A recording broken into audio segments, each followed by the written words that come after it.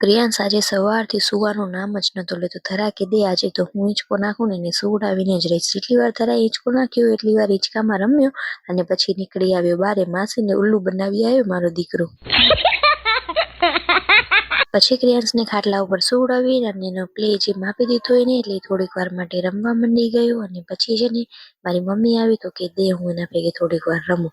તો એ જોરથી મારી મમ્મી સામે હસતો હતો અને પછી છે ને ક્રિયાંશને નવડાવ્યો. અને પછી હું આવી રીતે ફોન ચાલુ કરી અને એને બતાવું ને ફોનમાં કેમેરો તો મસ્ત જોરથી અવાજ કાઢે, કાંઈ પણ નવા એને મન હોય ને એવું કાંઈ પણ કરે હોય.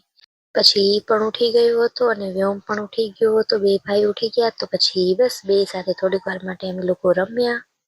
પછી મારા પપ્પા આવ્યા હતા તો એ નાસ્તો લઈ આવ્યા હતા. તો ધરાએ બધો નાસ્તો જોતી હતી. પછી મેં એમાંથી એક બિસ્કીટનું પેકેટ લઈને ક્રિયાંશને આપ્યો ને તો ક્રિયાંશ એનો પેલા પગ પકડાઈ ગયો હતો ને એમાંથી એનો હાથ જ નતો નીકળતો. એમાં ને એમાં મૂંઝાયેલો હતો મારો દીકરો.